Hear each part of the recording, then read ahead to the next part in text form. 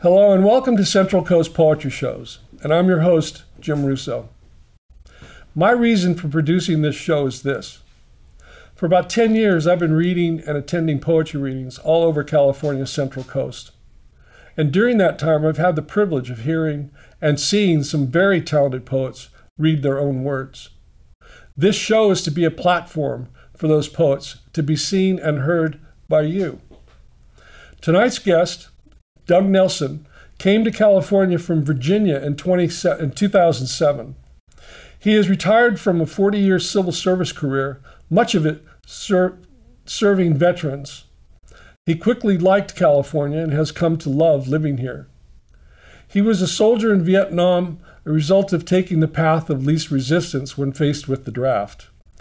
He describes himself as being no war hero, but a scared, skinny kid. 50 years later, he is still trying to deal with the resonance that came with his participation in an unjust, unnecessary war. In 2007, he found work in Santa Clara County assisting veterans with disabilities.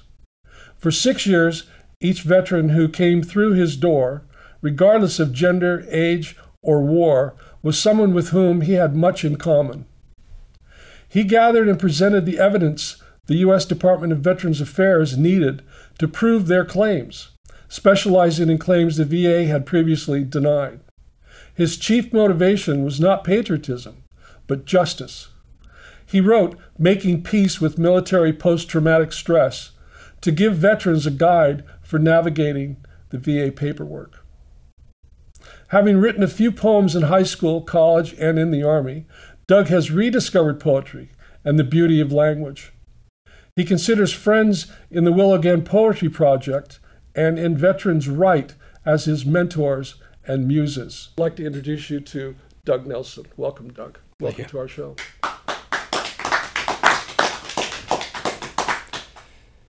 Well, I think we'd like to talk about why you began writing poetry in your 60s.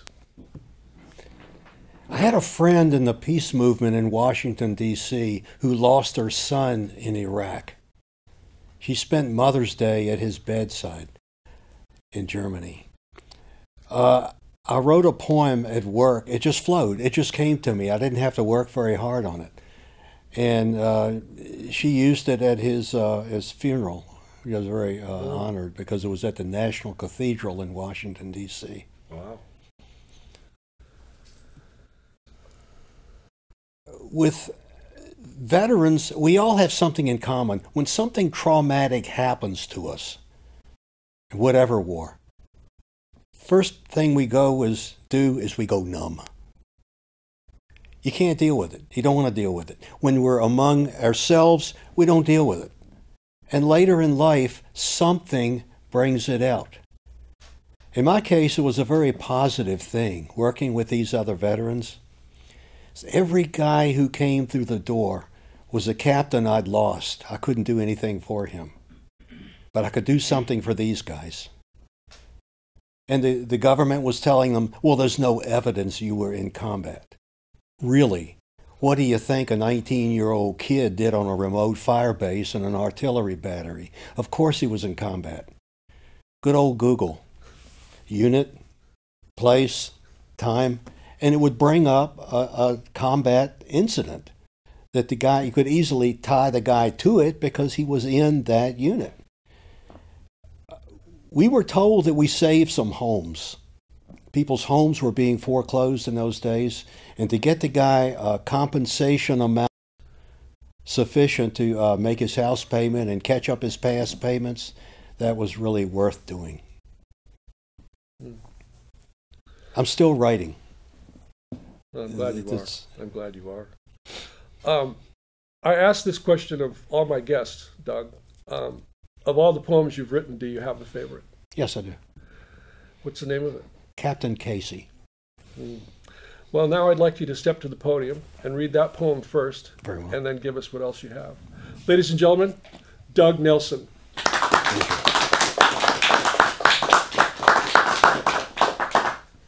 Captain Casey. We listened to the enemy's communications, and one of his comrades on a hill aimed a mortar round in their direction that took you away from us. But for a breath of breeze, it would have missed you and hit one of us, or hit no one at all. I was sent to get an ambulance for you. I didn't know what one looked like. MASH wasn't on TV then. So I came back without finding one. They told me you didn't make it. Later back home, I tried to tell my folks about you. About when they said, it's time to meet the captain. I saw dirt flying up out of the hole you were helping to dig before I saw you. You said, I won't have you guys do anything I won't do. And that you were very patient when I had a hard time learning my job. Kindness from Mom and Dad was to say, wrong place at the wrong time, or glad it wasn't you. It only made me feel worse for you. Captain, we were young, and none of us knew how to grieve for you. We never talked about having lost you, just kept it all inside. Weeks later, when the chaplain, who didn't know you or any of us, said a prayer, all of our eyes rested on your helmet, stuck on an upright rifle, bayonet in the ground. By then, the defensive numbness had set in that would last decades. I had to see your name 30 years later on the wall we built for ourselves in Washington before the tears would come. And come they did. Is it a different sort of grieving to lament the role of chance or the role of the indifferent whims of those in power, either of which takes a brother from us? The farmer prays for rain for his field of hay, while the vintner down the road prays for dryness for his grapes. Neither wanting to take a chance on chance, they petition an old white male being. My mom believed in God, but also prayed to my dad in the night, please don't let anything happen to my little boy. Captain Casey, you had a mom and dad too. All too often, my friends, we're in the range of rocket or mortar fire. Our helicopter goes down. Our truck rolls over some improvised device. Or some dumbass walks around camp with his rifle on full automatic around in the chamber with a safety off. And all the while, the senators who never went to war, the generals, all the old white men pray for annihilation of our enemies, the destruction of his crops, and the suffering of his children at their prayer breakfast. And because you and I and every boy and girl destined for Iraq and Afghanistan are, from the instant we sign on the dotted line and raise our right hand, are at their mercy or lack of it.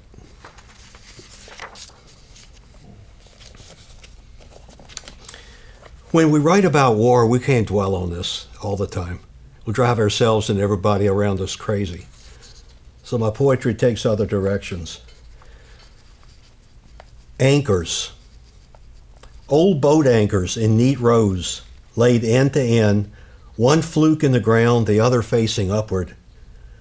Rust encrusted on this sand dune among wildflowers, on the Algarve, coastal Portugal, just before the Atlantic becomes the Mediterranean. A logical place for boats and anchors, but why laid out like this? The area was known for tuna fishing. Once fishermen and their families lived in rows of neat white painted cottages. They drew their boats up onto the beach and mended their nets before they went out again. Now the main industries here are salt ponds drying in the sun, tourism, taking denizens of damp, foggy northern European cities to the sandbar in boats, where they go to lie naked in the sun looking like pink walruses. Why do the tuna boats not go out anymore, no longer to cast out their nets and draw them in, so that the strong young men can jump into the teeming mass of huge, desperate fish and, gaffing them behind the head, fling them into their boats? Did the fish stop their migration? Or were so many of them caught by more modern means that it makes no sense to take boats out anymore? As it makes no sense in my country to make cars anymore because other people do it better and cheaper. but I think rows of anchors in the sand make a better monument than derelict factory buildings. Rust is somehow less mocking than graffiti and kinder.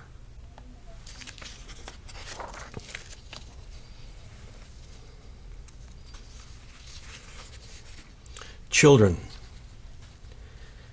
testifying to the madness, you marched in a downpour, rain streaking your handwritten signs, your eyes clear and bright. You boys more manly than we men, and you girls not yet mothers, speaking as mothers and grandmothers. Your voices cutting us through and through. We, your elders, deserving cuts of shame for the years we treated you as other people's children. You've brought us up short. We who shed bras, smoke the funny weed, and groove to the music, to meet the repeated murders of children with silent acquiescence. We never expected that you would see what the children and old people saw at My Lai, the last thing some would ever see in this life, the black gun muzzle that spit fire that tore into them. You heard the screams, the whimpers, the prayers, and like those who live to tell about My Lai, you will hear them always. You have compelled us to hear, to speak, to write, to march with you, to vote until you are able to.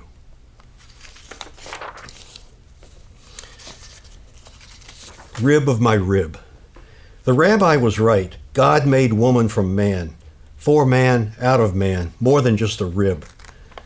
We come to each other from one whole side, from each of our moms and dads, but with the same flesh, same heart, same soul. We became another one, a new one, when we decided to love each other, so that one to be born of our love would truly be us. Over and over every creation, two sides, to us, from us, working as well in life as in metaphor. Science proves creation. It takes nothing away. The poet has known it all along. The doctor couldn't cure cancer with it until he knew what shape it took, until they could give it a name. Rib of my rib, side of my side. At our front door, I smell your soup on the stove. I am home. I am whole. Arthritis. All I did was walk every day on vacation. Now my good doctor tells me I have arthritis in my knee. Walking, bipedal locomotion. I had a hominid ancestor who could do that. It was a late Miocene development, so he and I have been walking for 6.5 million years. Well, they say rheumatoid arthritis is my immune system turning on me. Layers of bone and cartilage built up by my mother's good cooking, the bread that built strong bodies 12 ways, boys and girls, and sugar-frosted flakes are sloughing off. I thought that hiking with a 40-pound pack on the Pacific Crest Trail and jogging a few miles a week might be how I could spend my retirement. Not to be.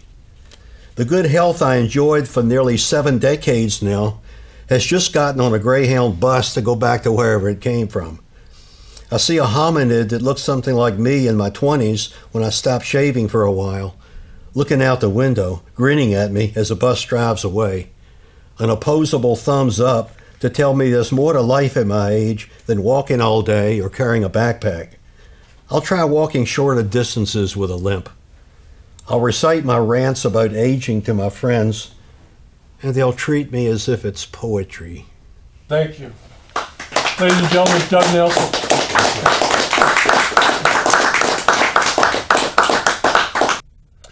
Emilio Gallegos is a United States Marine Corps and Operation Iraqi Freedom veteran, a Purple Heart recipient, and a single father of 2.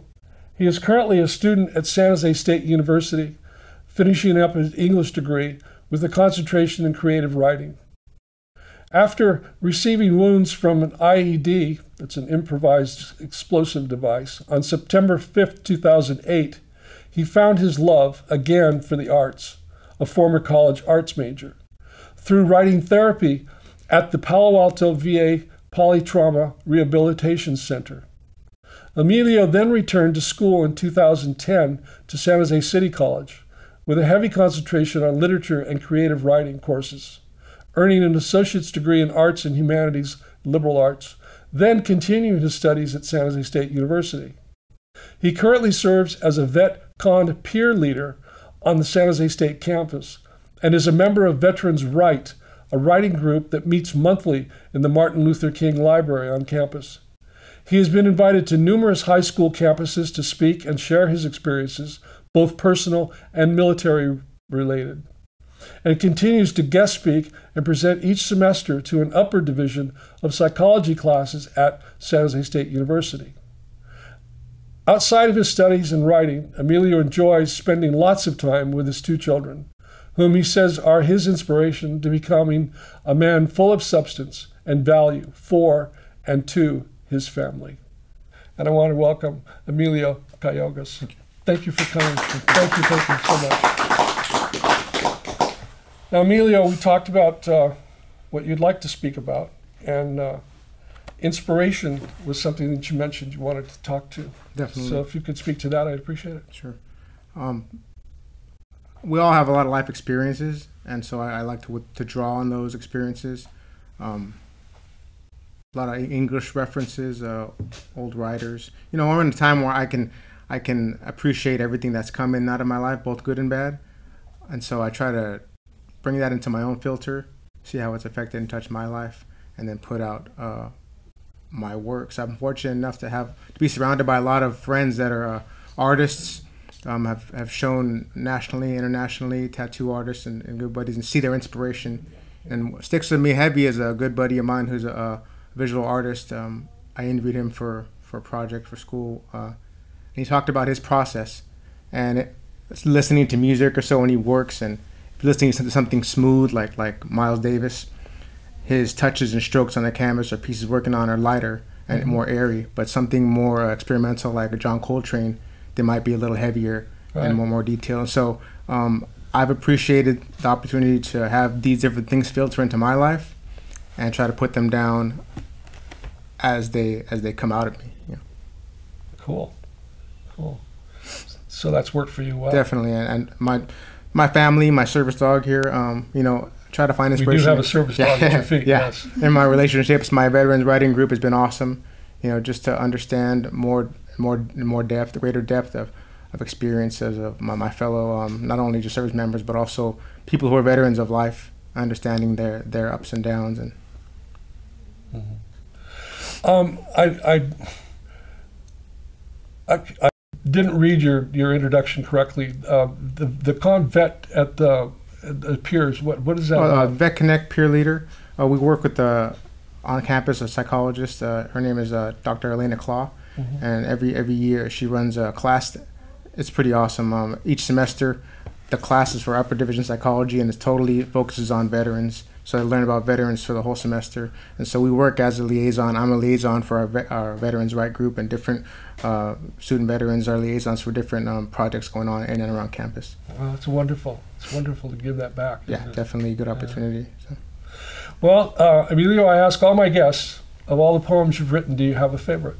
I guess I can say everyone's my favorite, but a poem by the name goes by the title of Circumstances. Kind of gave me an idea of what I can do with what's going on here, you know. So Circumstances is definitely one I carry high. So. Well, I'm going to ask you to step to the podium and read that poem first, and then give us more, please. Ladies and gentlemen, Emilio Gallegos.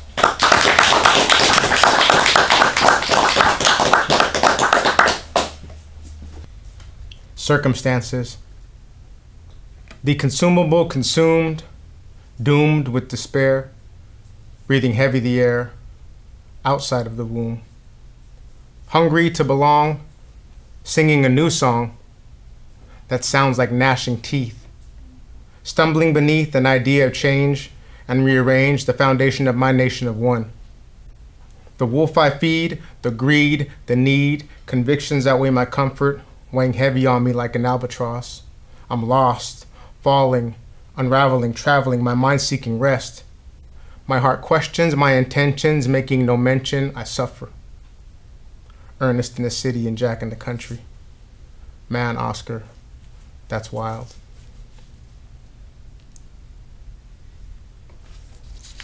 This next piece is titled I Struggle with Being Alone.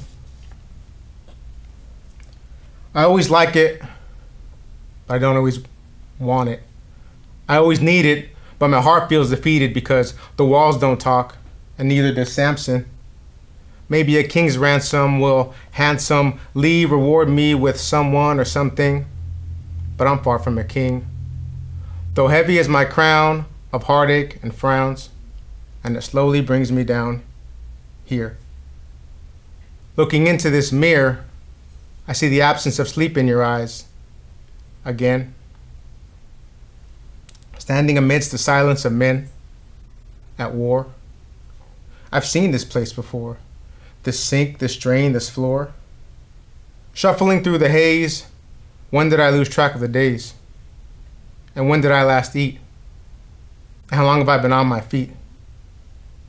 The pressure is building, and I'm feeling concerned because these 4 fingers burn when my elbows turn a certain way. And suddenly, I remember that day. The blunt force of the explosion caused what feels like corrosion in these nerves as they tingle, and every single time they do, I'm reminded of you and your sand. And that is the whole truth, pure and simple. But the truth is rarely pure and never simple.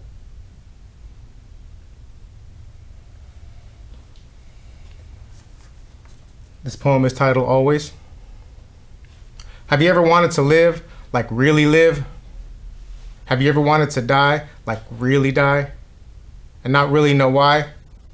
Then one day, boom, suddenly you realize why you want to live, but what gives? I'm up, then I'm down, busy silence all around, unseen tears falling down, down, down. The constant pain in my head turned from the violence is what they said. And I did. No motion, just commotion, my painted ship on a painted ocean. Waiting, contemplating this resting place ideal. Still what I feel is fucking real. And it's raw, and it's pain, it's pressure insane. My brain, my brain, my brain. But everybody hurts, like REM. But my REM can't even begin until whenever these constantly running thoughts get caught somewhere and come to an end. And again, I'll never know when I will have sweet dreams because it constantly seems that when my eyes close, the blackness exposed is my inability to productively become someone's muse while I quietly abuse this zolpidem that I got from him or this fluoxetine that's replacing the sertraline that was making my stool turn green. Causing me to be unseen from many places, and the stillness replaces the chatter and smiles, and many, many miles on an empty road is what I desperately need to help me unload and show clear. I don't fear death. I love each breath that I take. So what makes me emotionally unprosperous? What good is all this phosphorus? Atomic number 15, if you hear what I mean. Now, rocking and swaying, I hope what I'm saying resonates, because heaven hates a liar. So I'll speak the words of my mind until I find a place to see my face empty of all that ails it. This piece is titled, It Still Kills. Complacency. Weeks before I drove over an IED, I told people it was going to happen. Even going as far as offering my own time and words to remedy what was brewing, aimlessly pursuing someone that would carry the secondary objective of Marine Corps leadership in high regard. And it was hard to keep from literally screaming words like, "You're dreaming if you fail to recognize the disguise of men working hard at hardly working." Staff Sergeant, sir. Because unexplainably dark nights are boring and complacency kills. When the thrills and nervous energy of war become things you slide off your shoulders and place on the floor. When it's literally time to become your brother's keeper. And not succumb to the dumb idea that a false sense of security is still some type of security. I wonder how they felt when it happened, and happened to me. And what came to lie waist high in front of them was exactly what I said it would be. If I would have died, I would have predicted my own death, knowingly breathed my last breath, and now I'm left with an overwhelming sense of disconnect, more often than I'm not. And that spot on my head of smooth baldness is back. Again. When will it end? All of it. This piece is untitled and begins with the epigraph. There must be some kind of way out of here, said the Joker to the thief. There's too much confusion. I can't get no relief. All along the watchtower, Jimi Hendrix. It saved my life, English literature, and I'm not even sure I knew it then. But when Tennyson spoke, he awoke something in me, and I could see heavy ink while I was sinking further into my chair, and the air seemed eerie. Wearily reading along to the song of men, sweet music of tired eyelids upon tired eyes, and I realized that there is, in fact, confusion that is worse than death. Trouble on trouble, pain on pain, he was saying what I was feeling, silently reeling in this newly formed place, struggling to embrace the disgrace of not finding a way to say I'm okay and mean it. There is confusion that is worse than death. I know because it snatched my breath, sped up my heart, and part of my left eyebrow disappeared in 2009. Everything wasn't fine, and I trembled in my sleep. That was something she didn't keep from me. And while she isn't important to this written collection of words, she heard me groan and jerk while my mind worked, eyes closed tight, struggling with another fight, still at work in me. The charmed sunset lingered lower down in my red west, and it would come and go, the pain in my chest. I wanted to run and run and run to nowhere and stay there. 'Tis hard to settle order once again, or remember when my insides didn't feel so bizarre, always wanted to drive myself to the ER, flying over 80, north on 280. I still think about dying when I'm crying on the inside, eyes wide shut. Somewhat blind to the fact that depression is real and constant regression will steal your joy and destroy you from the inside out. I'm inside out. This poem is titled Guilty by Association and again begins with the epigraph. And deep asleep he seemed, yet all awake, and music in his ears his beating heart did make. The Lotus Eaters, Alfred Lord Tennyson. Deep, asleep, and always wide awake, to the music of my heart, choking away breaths as the resounding swoosh deep in my ears squeezes tears from my eyes and steals away my voice. Ladies and gentlemen, Emilio Gallegos, thank you so much.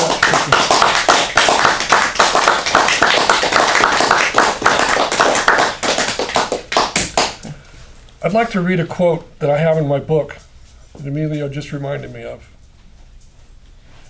It reads, "When the power of love overcomes the love of power, the world will know peace." Jimi Hendrix. I want to thank you for watching the show this evening. This has been Central Coast Poetry Shows from Community TV here in Santa Cruz. My name is Jim Russo. Please find us again, and good night.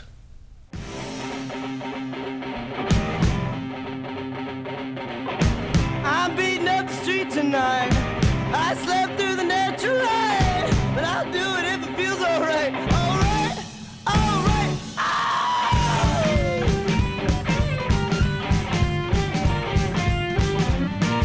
Ooh, just like the moon, I'm never coming down.